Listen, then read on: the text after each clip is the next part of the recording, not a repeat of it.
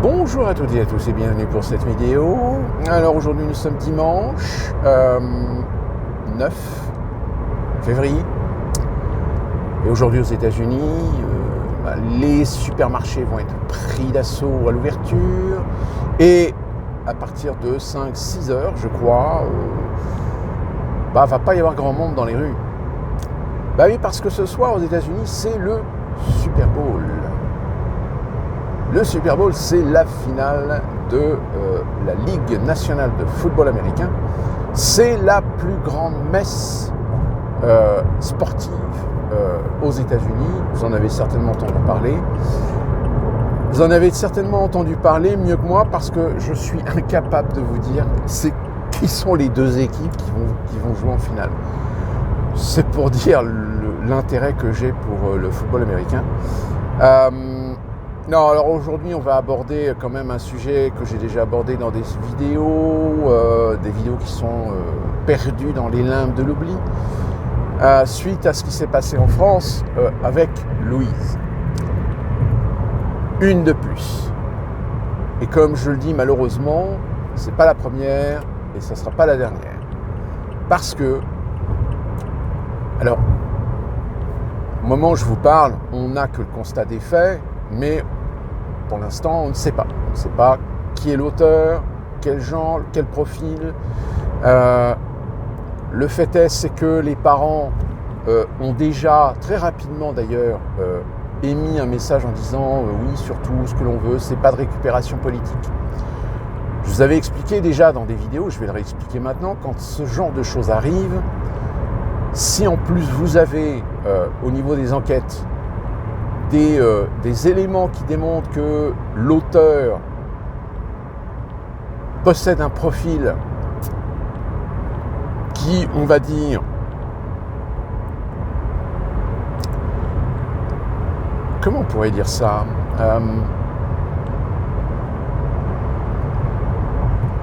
possède un profil qui rentre parfaitement dans les polémiques idéologiques et politiques actuelles, sociétales.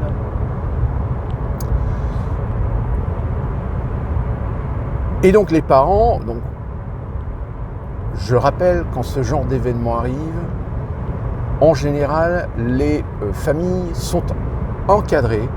Alors encadrées soit par des sections psychologiques de la police ou je ne sais quel service, quand ce ne sont pas des associations.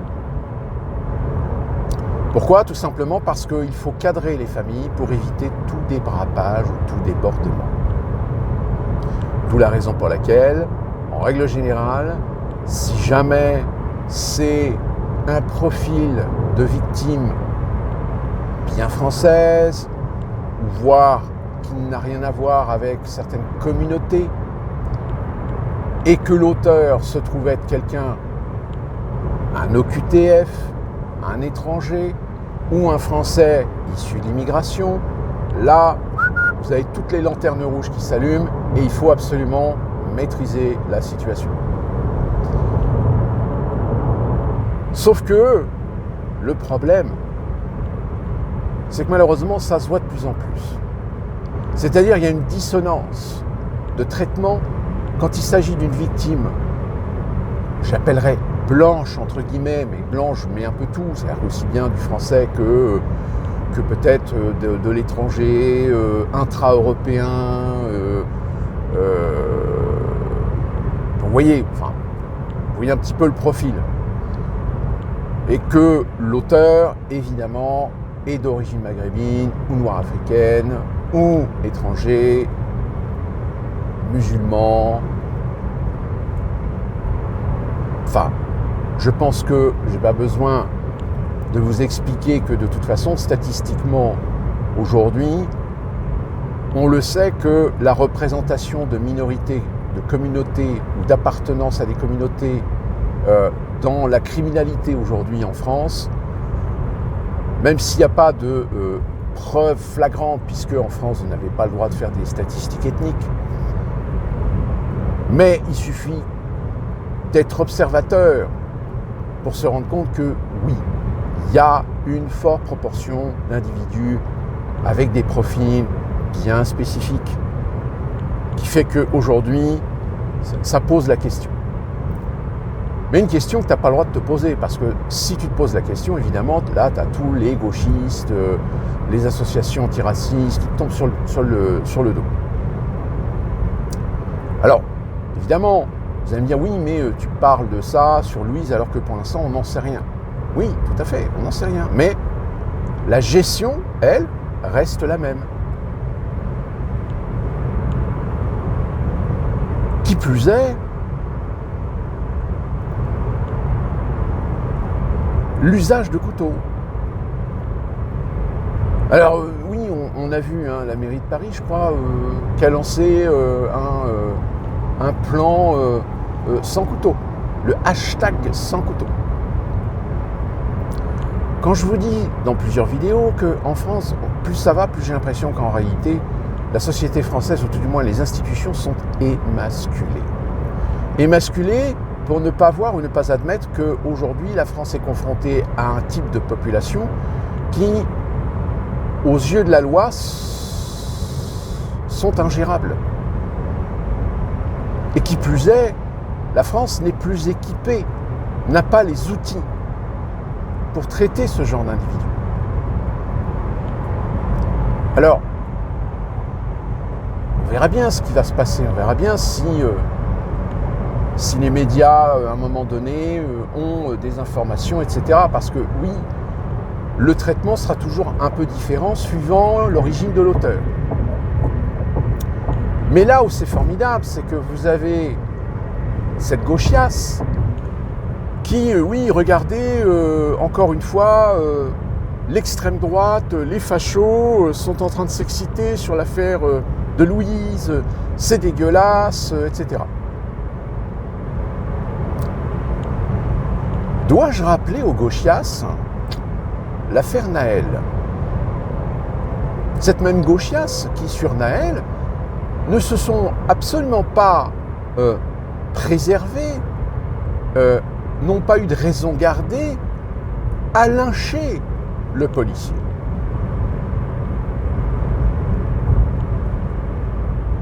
C'est-à-dire que tous ces gens qui sont en train de dire oui, l'extrême droite fait de la récupération, c'est dégueulasse, machin, etc.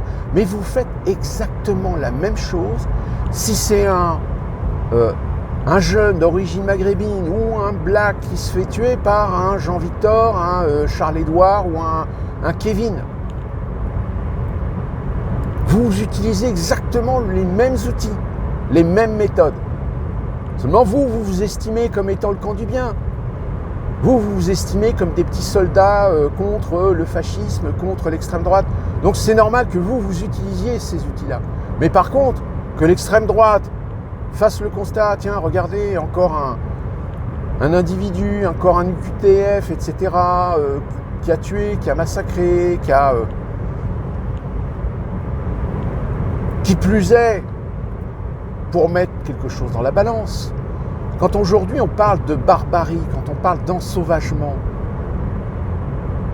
j'ai pas souvenir qu'on ait constaté ou condamné des gens d'extrême droite pour des actes d'ensauvagement, des actes barbares.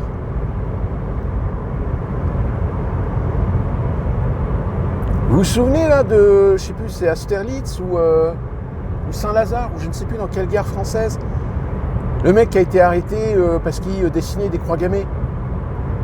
Ah, l'extrême droite, ah, regardez, un facho, ah, le facho, ah, voilà la preuve, etc. Ouais, manque de bol, c'est un Syrien. Un Syrien qui fait des croix gammées. Oh. Mais alors, ça voudrait dire qu'il y a aussi du néonazisme chez les musulmans ?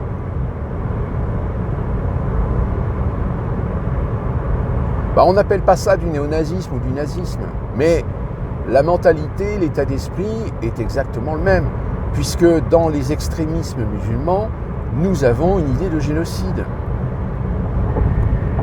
Nous avons une idée d'intolérance. Nous avons une idée d'extermination. D'ailleurs, hier, j'avais entendu parler de ce film et hier j'ai pu voir ce film qui s'appelle Amal, l'esprit libre, ou Amal à l'esprit libre, ou quelque chose comme ça. Alors c'est un film belge, et c'est un super bon film. Pourquoi ? Le sujet c'est simple, c'est une professeure qui a que 20 élèves, même pas une vingtaine d'élèves dans sa classe, sauf qu'il y a un moment donné où les petites querelles, les petits conflits qu'il peut y avoir entre certains élèves, en réalité commencent à avoir une origine d'idéologie islamique. C'est-à-dire que parmi les élèves, il y en a une qui soi-disant serait une lesbienne et elle se prend évidemment toutes les critiques, les foudres, etc.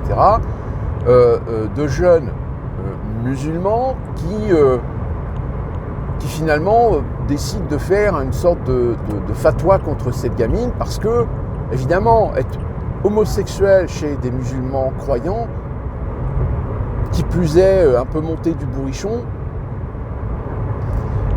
Sauf que dans le film, et ça fait penser évidemment à Samuel Paty, la prof essaye de tirer un signal d'alarme en disant « Attendez, là on est en face d'un problème, c'est-à-dire qu'il y a un problème de jeunes, peut-être endoctrinés par des idéologies religieuses extrêmes et qui sont en train tout simplement de faire leurs lois et d'imposer leurs règles, leurs lois dans la classe. » Sauf que la prof, elle est dénigrée.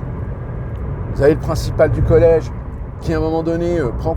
On voit bien, la nénette, c'est la principale du collège est une femme. Elle joue le rôle de la proviseure qui est consciente du problème, mais qui malheureusement est obligée de temporiser la chose parce qu'elle sait que c'est un problème. Alors surtout en Belgique, vous savez que la Belgique aujourd'hui, c'est comme les gauchias en France, mais puissance 10. Vous avez entendu parler de cette affaire de la RTBF qui a décidé de ne pas diffuser le discours de Trump ou de le diffuser avec 5 secondes de décalage parce que Donald Trump est un raciste, blablabla, que les partis considérés d'extrême droite n'ont pas le droit de citer, n'ont pas le droit d'accès aux médias mainstream en Belgique.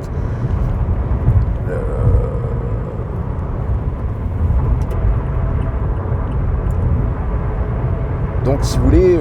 alors le problème, attention, en Belgique, vous avez, je rappelle, vous avez les Flamands et les Wallons. Alors ça, c'est plutôt chez les Wallons. En revanche, chez les Flamands, eux, ils sont un petit peu plus conservateurs. Donc ça fait une certaine dualité entre les deux communautés sur le fait que une parole qui met en évidence des sujets tabous, c'est d'extrême droite. Mais non, c'est pas forcément d'extrême droite. C'est une réalité. Enfin bref. Et donc dans ce film, ce qui est génial, c'est qu'on voit finalement que la prof a une prise de conscience d'un problème qui peut monter très très loin, voire même à des lynchages, mais dont la hiérarchie, dont la structure, dont l'administration de sa propre école, et elle n'est pas toute seule, il y a d'autres profs qui, contrairement à elle, eux ont déjà baissé les bras, mais elle n'est pas du tout soutenue en fait. C'est-à-dire pas de vague, surtout pas de vague. C'est pas grave si un jour la gamine se fait tuer par ses gamins au nom d'Allah. C'est pas grave. Surtout, faut pas faire de vagues. Bon, ça, le problème, c'est qu'en France, ça commence à monter un petit peu en température. Là, il y a eu l'affaire de cet Algérien, de cet influenceur qui était en OQTF, qui a été expulsé, mais que l'Algérie voulait pas, donc il est revenu en France. Et là, vous avez des avocats ou des juges qui ont annulé la décision administrative. Bon, normalement, il doit passer en procès, mais il est libre. Donc maintenant, il a le droit de rester en France. C'est de l'émasculation. Alors après, quand on vous dit oui, l'indépendance de la magistrature en France, ben non, il n'y a pas d'indépendance. Oui, il y a peut-être des magistrats qui sont indépendants, mais il y en a d'autres qui sont politisés. Il y a des juges qui sont politisés. Il y a des juges qui sont des carriéristes, qui savent que s'ils ne prennent pas la bonne décision, ou s'ils prennent une bonne décision, mais qui n'est pas la bonne décision par rapport à l'idéologie, et qui risquent de se faire lyncher, mais comme c'est des carriéristes, ils plient en fait. Ils se soumettent. Donc à partir du moment où dans la justice française, vous avez des juges qui sont soumis à une idéologie, ils ne peuvent pas rendre une justice juste, une justice équitable. Alors aujourd'hui, vous avez en effet, vous avez même des chroniqueurs, vous avez des politiciens, vous avez des intellectuels, vous avez des experts qui aujourd'hui ont de plus en plus le discours pour protéger la République. Oui, mais la République, elle n'est pas parfaite, mais on ne peut pas remettre en question la magistrature, parce que la magistrature, elle est indépendante, etc. Il n'y a pas d'indépendance. Quel que soit le secteur que vous prétendez vouloir indépendant, il y aura toujours un moment des gens qui vont, à un moment donné, être influencés ou qui vont être des influenceurs pour que justement, sous le couvert de l'indépendance, en réalité, on va protéger, on va militer, on va soutenir une idéologie.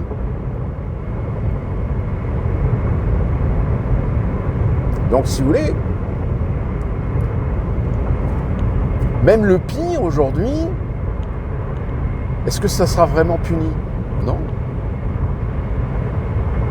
Ça ne sera pas puni à la hauteur du crime. Sauf que l'impact que ça a, c'est qu'au bout d'un moment, les Français, quand ils se rendent compte que des criminels ne sont pas punis à la hauteur de leur crime, il y a un moment donné, il y a une désaffection vis-à-vis de la justice.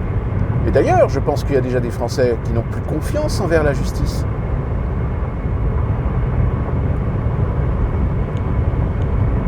Mais encore une fois de plus, j'insiste bien, il y a aussi un intérêt caché, qui est de mettre le bordel, qui est de mettre la dissension, qui est de mettre le désordre, la discorde, le chaos dans la société. Pousser les gens aux extrêmes. Et il n'y a pas peu dire, mais je pense qu'en France, on est dans ce cas de figure.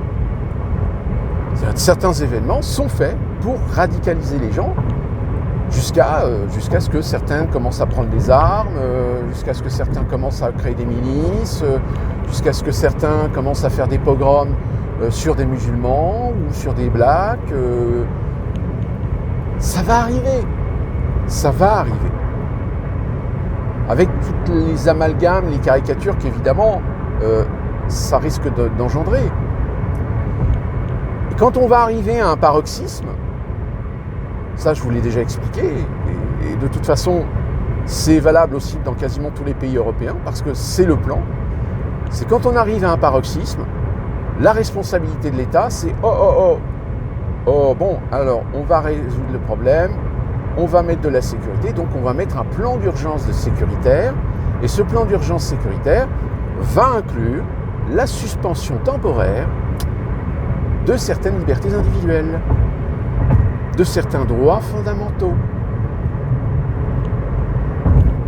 Tiens, d'ailleurs, sur les droits fondamentaux, le RSA avec les 15 heures par semaine de travail,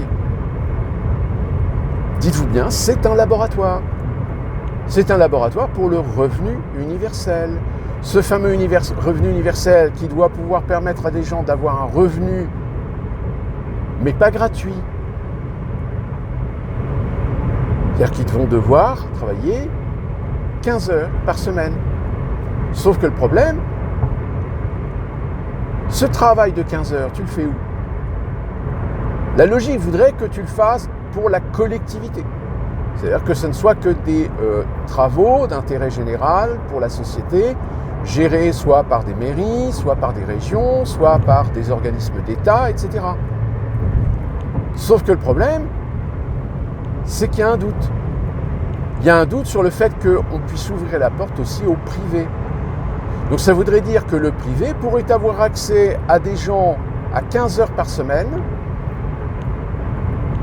un taux horaire qui évidemment, vu que c'est le RSA ou ce serait un revenu universel, sera beaucoup plus intéressant parce que pour l'entreprise, finalement, ça serait du travail gratuit. C'est un peu, si vous voulez, comme moi, ce que j'ai connu. Quand j'ai travaillé dans la banque, j'étais en contrat de qualification. C'est pas la banque qui me payait. La banque me payait, mais elle se recevait aussi la compensation de la région, parce que j'étais en contrat de qualification par merde, comment on appelait ça déjà ? C'était une école qui était gérée par la région, je crois. Donc la région, en fait, reversait la somme aux entreprises. Alors c'était un forfait par nombre de contrats de qualification, contrats d'apprentissage que les entreprises signent. Mais en réalité, quand elles payent l'apprenti, quand elles payent la personne en contrat de qualification, en réalité, elles touchent une subvention derrière pour compenser. Donc du coup, les entreprises, elles ont quasiment une main-d'œuvre gratuite.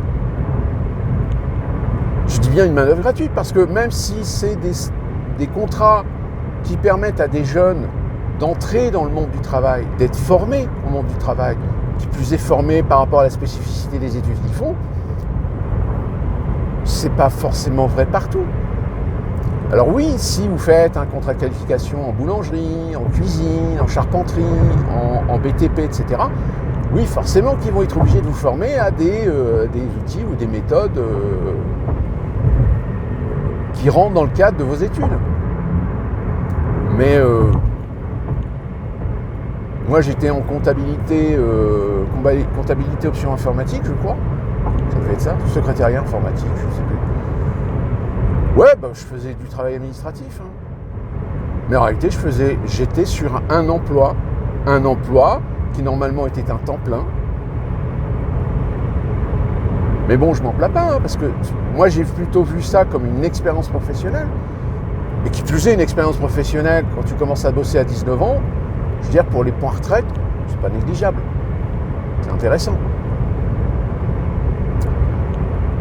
Bon, même si j'ai bossé, je dois peut-être avoir, 18, 19 ans de cotisation.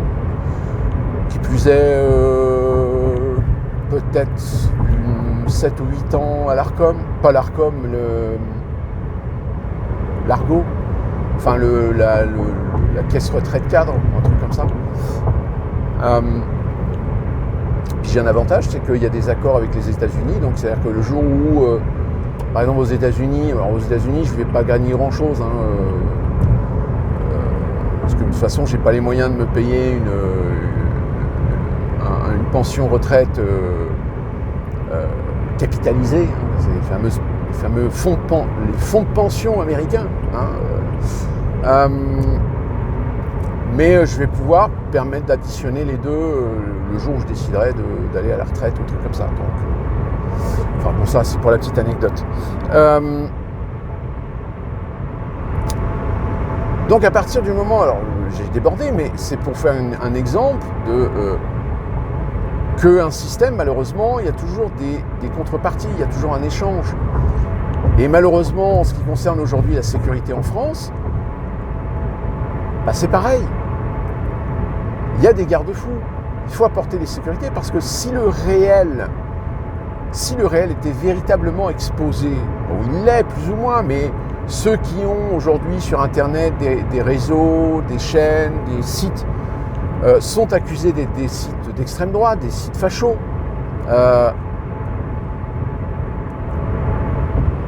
Mais le problème, c'est que aujourd'hui,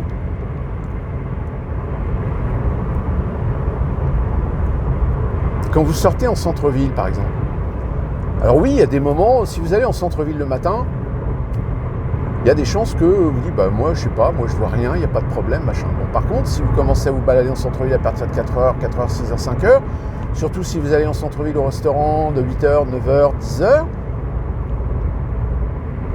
là, il y a un risque. Il y a un risque que vous tombiez sur sur des zonards, sur des traînards, sur des individus qui n'ont pas forcément des intentions louables.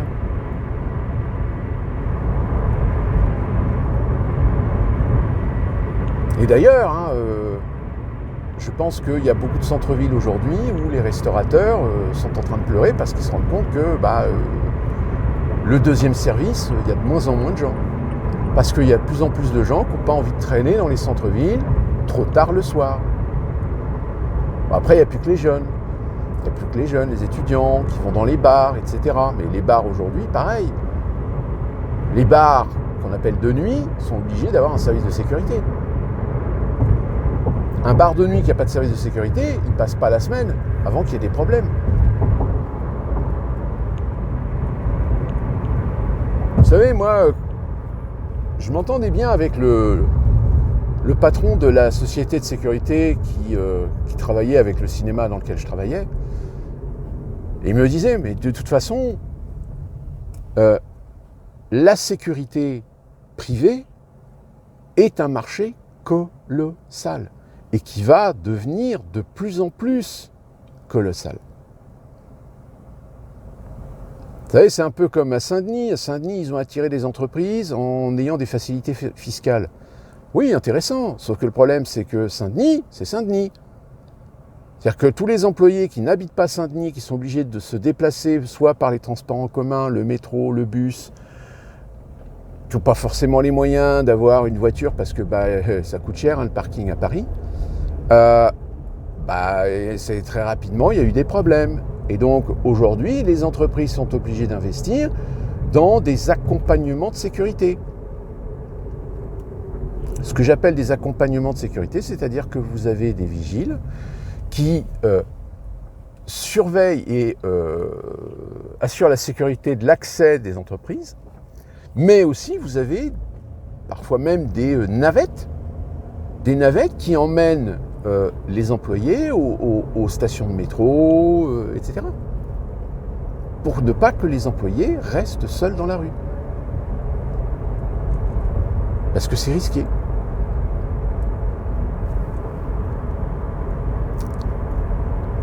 Et puis, oui, malheureusement, il y a aussi le problème des mineurs. Là encore, peut-être que la loi française doit évoluer, doit être réformée. Parce qu'aujourd'hui, les lois sur les mineurs ne sont plus du tout adaptées aux réels problèmes de la société. Moi, je peux vous donner un exemple.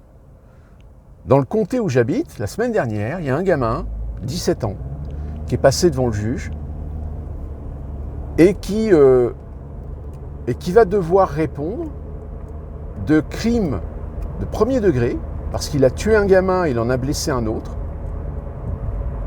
et qui sera jugé exactement comme un adulte. Donc ce qui veut dire que le gamin, il est sûr et certain de finir au moins minimum 10 ans en prison.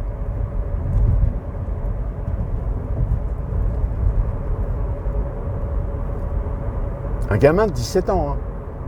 Vous imaginez un gamin de 17 ans dans une prison, côtoyant d'autres criminels, etc. J'ai envie de dire peut-être que ça dissuaderait les Français. Si je déconne, j'ai pas envie de me retrouver en tôle avec.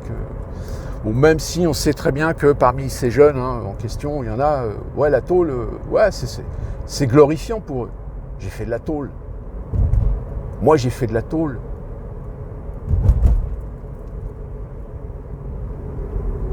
Moi, j'appelle ça des parasites. Et malheureusement, les parasites, à partir du moment où on les identifie,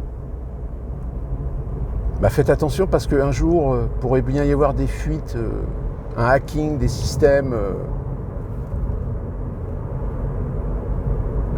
de la police pour récupérer les fichiers de tous ces criminels, de tous ces multirécidivistes. Et puis peut-être qu'il y a des gens qui pourraient commencer à organiser, on va en éliminer une petite douzaine. Médiatiquement, ça va rouler tout seul. Et du coup, il y a un moment donné où Ouais, évidemment, il y a des associations qui vont faire des marches antiracisme, machin. Mais bon,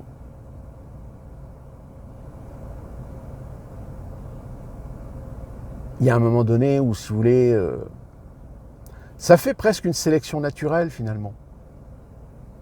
C'est-à-dire que d'un côté, on saura qui pense quoi, et puis de l'autre, qui pense comment. Et là, à partir de là, bah oui, là, il y aura un fossé, si vous voulez. Il y aura un fossé comme aux États-Unis, entre les républicains et les démocrates, entre les progressistes et les conservateurs. Alors là, je parle des ultras, hein, parce que les modérés encore, ils ont une certaine conscience, ils ont une certaine responsabilité, ils ont une certaine maturité d'esprit. Mais aujourd'hui, eux, bah on est aux États-Unis, donc les États-Unis, c'est le pays de l'excès, c'est pas le pays de la modération. Donc tous les modérés aujourd'hui, ils se font tout petits. Ils parlent pas de politique, ils parlent pas d'idéologie, ils parlent pas de Trump, ils parlent pas de Kamala Harris, etc. Parce que ils savent que de toute façon, c'est des sujets qui sont tellement verrouillés que les débats, les discussions sont impossibles. Et ça, malheureusement, en France. Et je pense que d'ailleurs, les gauchistes, toute la gauche, les filles, etc., je pense qu'ils sont parfaitement conscients de ça. Ils sont conscients que peut-être à la prochaine élection présidentielle, oui, le risque que Marine Le Pen l'emporte est majeur. Parce que le candidat qui sera en face, si c'est pour refaire une troisième fois le même scénario de lutte contre le parti de la haine, non, ça va peut-être pas forcément fonctionner cette fois-ci. Surtout en ce moment, avec en Europe, ça commence à secouer un peu aussi. Là, il y a eu un sondage pour des élections britanniques. Alors, je crois que les élections, c'est dans 2 ou 3 ans. Mais ils ont déjà fait un sondage. C'est le parti de Farage qui obtiendrait 28%.